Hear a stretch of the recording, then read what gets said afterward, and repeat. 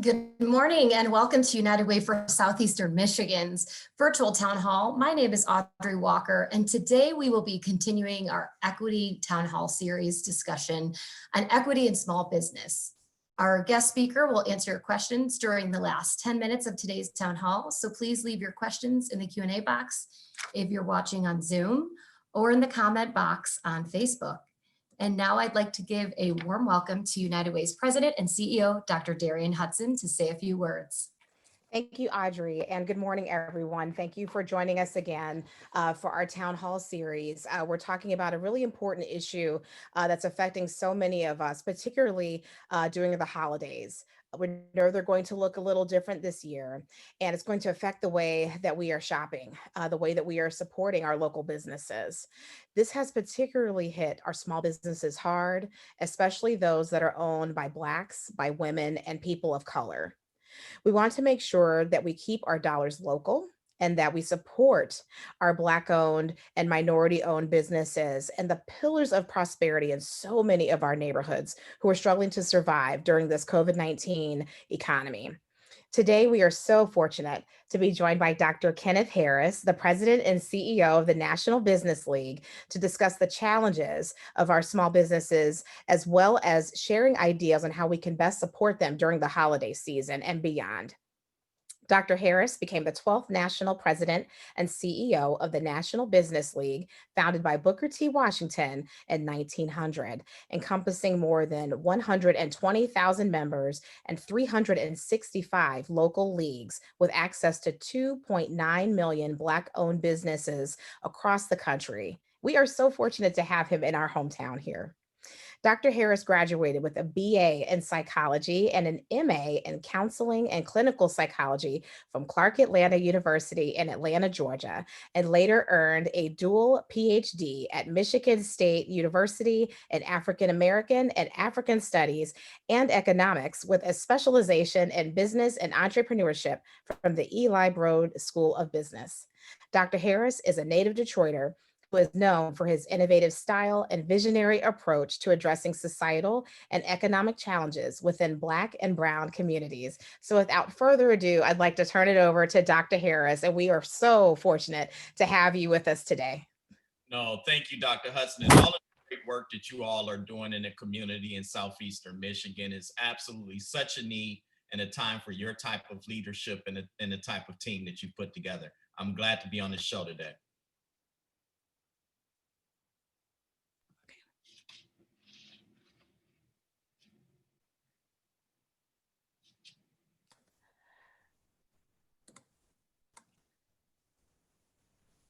Well, we're happy to have you today. We do have some questions that we've kind of gathered from our community here. If you could just give us a little bit more information on explaining the history of the Michigan Black Chapter Chamber of Commerce and its transition into the National Business League and focus on equity for Black businesses. Yeah, most importantly, yeah. So a slight correction. The Michigan Black Chamber of Commerce was absorbed and acquired by the National Business League. And so in 2010, all of our business elite got together and figured that because Detroit had more than 49,000 Black-owned businesses, which is 80% of all businesses in the city of Detroit, based on census tract statistics, which show that there are a total of 62,000 small business firms, SMEs, that it was time for not only us to look at those census statistics, but we saw that Black business was growing 3 times the national rate. And not only did we see that Black businesses were growing at an exceeding rate, we saw that throughout the state of Michigan, pockets and populations, especially in Southeastern Michigan, Black businesses were growing exceedingly fast. And so with that, we've always had a concerted effort in Detroit. The National Business League had been around in Detroit since the early 1900s. As you well know, the organization that I represent is 120 years old. We're actually celebrating that 120th year anniversary this year. But most importantly, that history and trajectory led us to start expanding and growing. And so what we did in 2010 is we set up chapters all throughout Michigan, where you either had a high population of Black businesses or a high population of African Americans, similar to Detroit, which is 80% Black. You can also go to suburban communities in Oakland County, Pontiac, Southfield, et cetera. Then up throughout the state of Michigan, Flint, Kalamazoo, Lansing, Grand Rapids, Muskegon, and other areas where high concentration. So we formed that statewide entity. We expanded because we saw that there were 109,000 Black businesses in the state of Michigan, representative of our community. But we also realized that these cities needed a voice and a collection of thought intellectuals around entrepreneurship, but at the same time, people who were doing business in the community. And for all of our key internal and external stakeholders to come around the chamber. After we formed those chapters in each of those cities, we became the largest statewide chamber in the country in just a matter of 3 years. And so with that, and our trajectory over a 7-year process, I actually became the 12th president of the National Business League, following in Booker T. Washington's footsteps. And when I got that appointment as the national president, Michigan wanted to come on board and convert and transition into a national platform. And so with that, because we have regional offices in Atlanta, Detroit, Los Angeles, and Washington, D.C., and I felt as though being from Detroit, in my opinion, this is the Black Mecca in terms of entrepreneurship, going all the way back through the early 1900s because of the automotive industry. Detroit has played a significant role in terms of some of the top companies in the country. Out of Black Enterprise Magazine's top 100, 26 of those companies are within metropolitan Detroit, right? So when you look at billion-dollar firms from Bridgewater Interior, we can go down a list of companies that are doing exceedingly well because of the Big Four. You see the trajectory, why we grew to the largest in the country and why I moved one of our headquarter offices here to the city of Detroit. Wow, that is incredible. Such an achievement, especially for our city. And, just thinking about all the information that you shared, what do you think has been the shift that maybe has attracted more Black businesses as well? Oh, no question. Well, we know that in the next 20 to 30 years that this country is going to turn majority Black and brown. So the trajectory is already in place. There's a huge growth, not only in terms of Black businesses, which have grown 3 times the national rate, but the fastest growing segment of entrepreneurs in the country, regardless of race, creed, color, sexual orientation, or gender, is Black women. So Black women right now not only are forming businesses, growing businesses, and expanding into areas of industries and sectors that we couldn't imagine. Detroit and Southeastern Michigan produces more Black women entrepreneurs than anywhere in the country. But again, due to the historical ramifications of white supremacy, racism, its institutions, structures, and systems that have created barriers and exclusion to Black and minority-owned businesses across the country, now you're starting to see a concerted effort to deal with those system structures and institutions to create real equity and inclusion, or what I call ROI, return on inclusion or return on investment. And so this is the opportunity where we get a chance to correct our wrongs.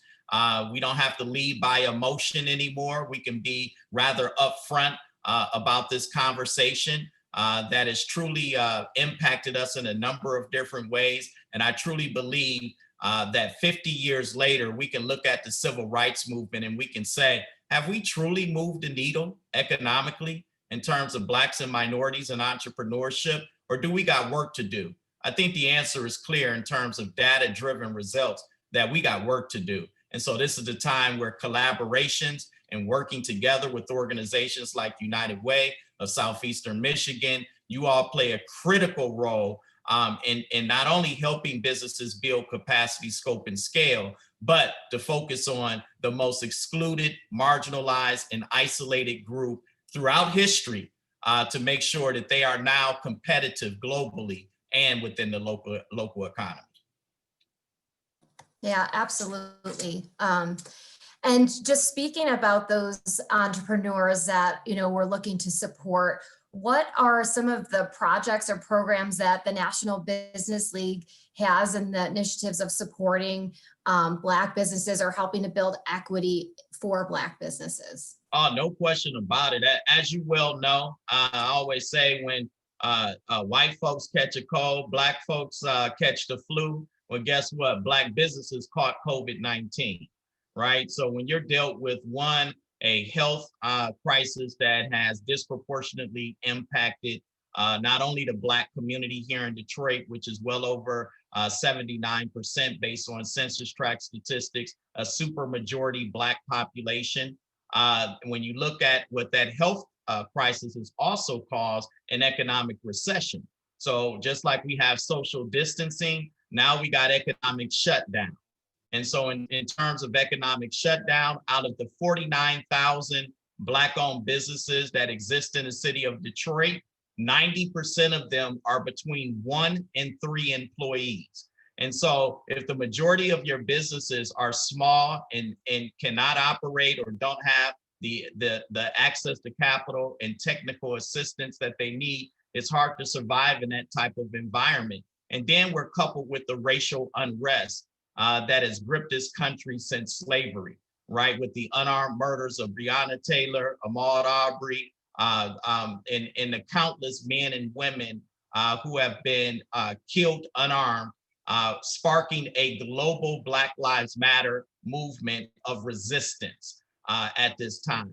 And so with that, coupled all those three things together, it was incumbent upon our organization, which focuses on Black entrepreneurship and economic development, to not only support these businesses that were deeply impacted, but as you all well know as well, Dr. Hudson and Audrey, that CBS News, ABC, New York Times, Wall Street Journal, out of a research study that came out of California, predicted that 40% of Black businesses either have gone out of business or are one check away from going out of business. And so when we see these stark realities right in front of our face, it's organizations like ours that have to step up, not just at the national level, but get into the communities at the local level, use our resources and bring them to bear. So with that, the types of solutions that we have used to impact, we just partnered with Amex, American Express, and we gave out $10 million in grants to Black business owners. And within 72 hours, we had over 110,000 Black businesses register for those grant assistance programs. We also partnered with Comerica Bank to launch where they have invested over $1 million a year to build out a Black capital access program so that we can make it easier for Black businesses to get from A to Z with the least amount of gray hair and stress. And boy, do we know, although the stimulus package came out, $2 trillion in taxpayer dollars went back out into the community, but it went to the wealthy and the well-connected. It went to public companies and companies that didn't need the money, and most of which, and some of which returned the money. And the people who needed it most, the small businesses in the community, not only was missed completely by the first stimulus, the second stimulus, which earmarked $60 billion for CDFIs, MDIs, Black-owned banks, and minority depositor institutions and community banks, that $60 billion several months later is still not spent. So there's a problem, right? One, historically, we know that the Black community in general has never truly had a real relationship with traditional lenders, all the way since Reconstruction and slavery, where we had the first federally recognized Black bank, the Freedmen's Bureau, which the white leadership stole Black people's money, war veterans' money, and they drove the Black bank into the ground. And so since then, grandma always put her cash and money under the bed and under the mattress, because the systems that were put in place, especially banking institutions, were not fond in the Black community. So as you move forward, all of those system structures and institutions that excluded Blacks from reaching economic prosperity and scale are still in existence today.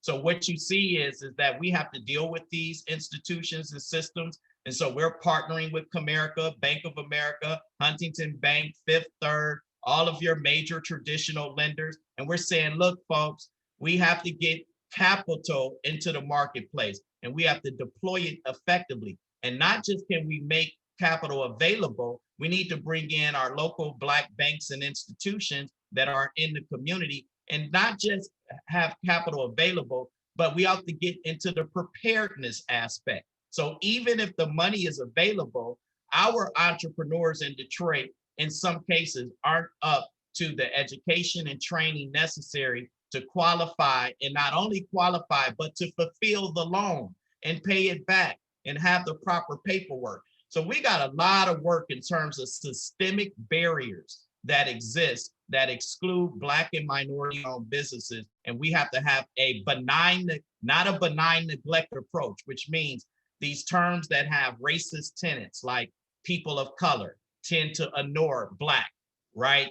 We have to be very intentional about identifying Black issues and finding Black solutions for Black problems. And that's why I'm so proud of a lot of these partners that we're bringing on. Most of these major banks have Black racial equity programs, and they're intentionally dealing with the Black problem. And that's what I appreciate. And so we have opportunity, and again, United Way plays a critical role in creating that process, that pipeline, and that collaborative operation so that we can get the resources and deploy it to the people who need it most. And in Detroit, that's Black people.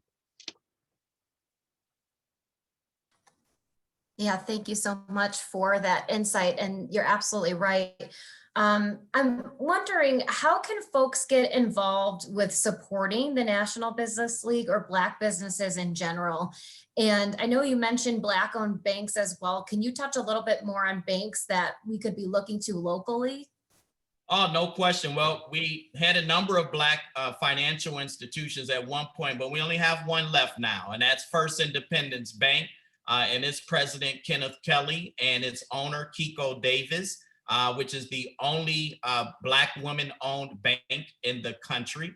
And so we have that institution right here in the city of Detroit. It's the only one left. So we need to wrap our arms around First Independence Bank and bring them into the fold if they aren't already. How you can engage the National Business League? I mean, you can get involved. We have local chapters all throughout the country and in the city of Detroit. The city of Detroit's chapter is one of the oldest chapters in the country, well over 100 years old. And we have some amazing young leaders that is leading this new movement and national PAM membership drive that we are now digitizing for 2021. So I'm excited about the future. We were impacted and a recipient of the $10 million grant program with the U.S. Department of Commerce and the Minority Business Development Agency to bring about economic recovery for Black-owned businesses across the country, but more specifically here in the city of Detroit. So because we are bringing these types of resources to bear, again, the $10 million grant from the U.S. federal government, $10 million in grants from American Express, millions of dollars from banking institutions, I am very firm that if we work together, we can provide the resources for our community. And why not be a part of not just the National Business League, but any organization that's doing the real intentional work in the community to address Black concerns and issues. Mm-hmm. Definitely. If I could just Oh, jump in yes, really quickly, of Audra, I'm course. sorry, because I've been dying to ask you this, Dr. Harris, as you're talking about ways that we can support our businesses. And Yes. so I'm a part of the links, and we did an event called a shop and spend. And we aren't the only ones. I know several have been doing these virtual shopping opportunities, but there seems to still be that disconnect from having the event and still being able to purchase items. And so I'm just curious, what are your thoughts or suggestions in this virtual environment? How can we encourage more organizations, whether they're businesses or civic, to support our Black businesses during this time of year? And what have you seen that works? And what suggestions do you have for us? Oh, no question about it. I think, what you're talking about is something that is earnestly essential. We have Black people are a $1.5 trillion consumer base, right? And we have to learn how to not only patronize in our community, but support the community. So buying Black is critical. Banking Black is critical, right? And so, as we have identified, we met with the Detroit Free Press, the Detroit News editorial boards. As you have seen over the past year, I'm extremely proud of the efforts that have been made on promoting Black businesses. And there are so many different success stories. And sometimes we don't tell our story, right? But we are now grabbing onto these very important images of people who are doing incredible things, and locally Detroit-based businesses that are not just local anymore, but they are doing business regionally, nationally, and internationally. And so when you have companies like the Lip Bar, or you have companies like Naila Ellis's with Ellis Island Tea, all of these people we've honored at our annual dinners. We've supported by connecting them to our more than 125 Fortune 500 corporate partners. And we are strategically working to make sure that we promote, that we support, but more importantly, not just promote and support, that we are equipping these entrepreneurs with everything that they need to be successful in the entrepreneurship landscape. And so I think, Dr. Hudson, that's an excellent question. We have to buy Black, we have to patronize, we have to promote, and we have to create the type of scenarios in place where the community can wrap their arms around these entrepreneurs, especially during this time of economic shutdown in the state of Michigan. Where can we find the list of Black-owned businesses? We do a lot of events. We always make sure that we have, the popcorn. We make sure that we have Ellis Island Tea. You would make sure that we're supporting as many businesses, good cakes, all those great things. And a lot of companies are doing it. But where can we find that list, and can we share that with our audience today? Oh, no question. You can go to www.nationalbusinessleague.org. We have over 190,000 Black businesses listed, over 11,000 Black businesses in the city of Detroit, and over 17,000 in southeastern Michigan.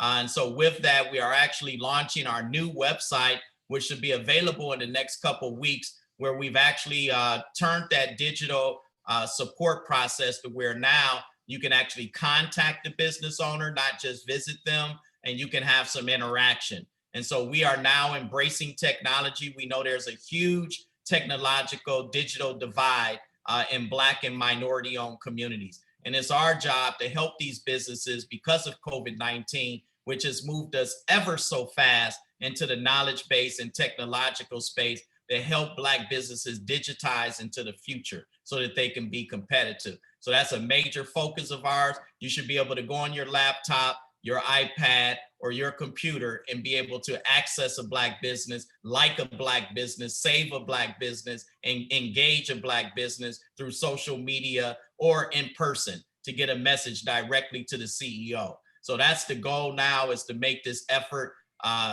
direct to consumer, as opposed to just having a name and having a list. If you're not able to deploy that list properly, it means nothing. So we have to be more intentional in our design. So Dr. Hudson and Audrey, great question. And we do have one more question here as well. So how do we help to change the mindset Blacks who may be afraid to bank Black, and just mindset in general of, maybe embracing Black businesses where there maybe hasn't been, not seeing it maybe as a novelty, but just something that we're all doing because we have such great businesses within our community and people to support. Yeah, no question about it. I think one, we have to change our mindset as a people. I mean, every other ethnic community supports their community overwhelmingly first before they go outside of their community. And that's just an absolute fact. It's not historically knowing what has been brought upon the Black community. We can see why there is the disconnect. I mean, every time Black people have tried to enter the economic mainstream of society, we have been met with resistance all the way from Reconstruction with 40 acres and a mule. We never received the acres, and the mule got kicked in the butt. The first Black bank in the country, which was put in place, was driven to the ground, and all of Black people's money was taken and robbed, while at the same time, affirmative action was white at that time. And set-asides and subsidies was given to white people to get land and to go into business and take advantage of the GI Bill and housing subsidies and insurance to build the type of wealth that they had today, while Black people were running away from lynchings and anything where businesses were being formed. And then we know we went into Black codes and Jim Crow segregation. We went into even forming our own Black Wall Streets all across the country. And then the Klan came in and burnt those communities to the ground and murdered the entrepreneurs who owned those businesses. So all throughout history, Black people have been terrorized not to support each other, one, not to go into business, and then the federal government, with all of its exclusionary laws and systems and things of that nature that's been put in place, gave us affirmative half action, which have benefited white women more than it has Black people. And 40% of the plantations were owned by white women.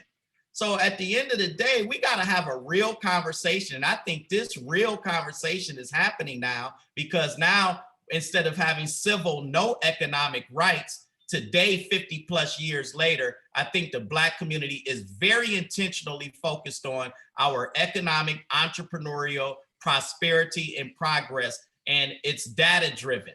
It's not emotional. It's like, show me your receipts. Let's see what you're doing. And I think what's going to happen in the future, entities, public and private, are going to be held accountable. And that's what you're seeing right now from top to bottom.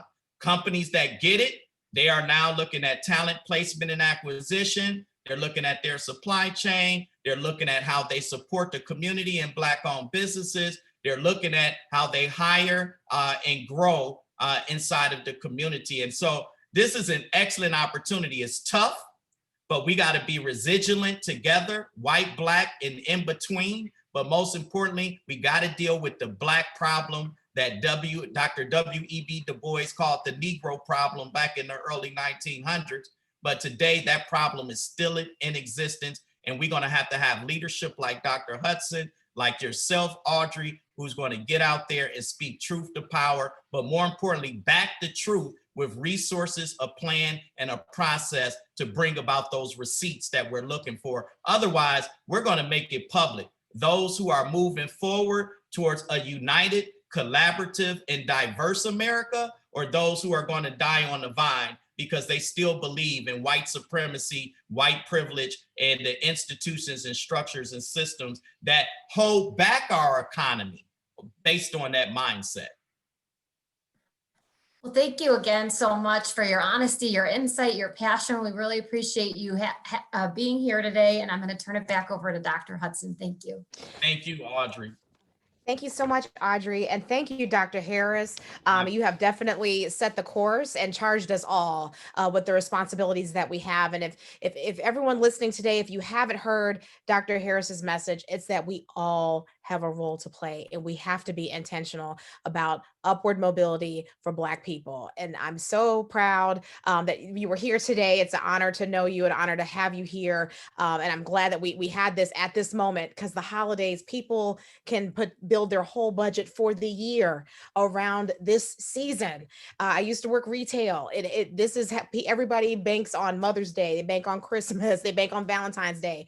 So it's really important, if you are still Christmas shopping, if you're trying to figure out where should I go, how should I spend my money this year. I may not have a whole lot to give, but if you have anything to give, and if you're trying to get something for that special someone, please take the time. Go to nationalbusinessleague.com, or is it .org? .org. Go to nationalbusinessleague.org and find out where those businesses are locally, so you can also pay it forward to those who are in need, not just in your family, but in our global community. So thank you, Dr. Harris. I'm going to wrap us up here and just say, I know we all get to preach in here, but just say, if you're experiencing a need, if there's anything that you are looking for, whether it's housing, it could be diapers, it could be utility assistance, food pantries, call 211. Help is available for you 24/7. We've been operating throughout the pandemic. You can also go to unitedwaysem.org/211 with any support you need. All you need is your zip code where you currently are, and we will connect you to over 1,300 different nonprofits and social service agencies to provide resources for you. Also want to remind you, as Dr. Harris mentioned, we are still advocating for more COVID-19 relief from Congress. You can go to standwithunitedway.org and take action immediately. We still have so many Michiganders who are out of work. I went to pick up some takeout last night, and they were telling me how they laid off most of their employees. And it's just a really hard time for people to be out of work. So we have to continue to advocate, to support our businesses, to support those who have been displaced, to make sure that we still have childcare providers who can stay open. Your voice matters. Again, if you haven't heard anything else today, your voice matters. So please, please, please help us urge Congress to pass a COVID-19 relief bill. And last but not least, next week, we'll be back on December 16th at 10 a.m. To give you an update on housing with mortgage and rental assistance. And we're going to have a special guest speaker, Joe McGuire from the Detroit Eviction Fund, who is going to help us. If you would like to see other town halls that we've had in the past, you can go to unitedwaysem.org/virtual town halls, and you'll be able to see all of the ones that we've been hosting since this pandemic started. So thank you for joining us again. And Dr. Harris, you were amazing. Thank you so much. And Audrey, great job as always too. So blessings to everyone who's watching. Stay safe, stay healthy, and stand united.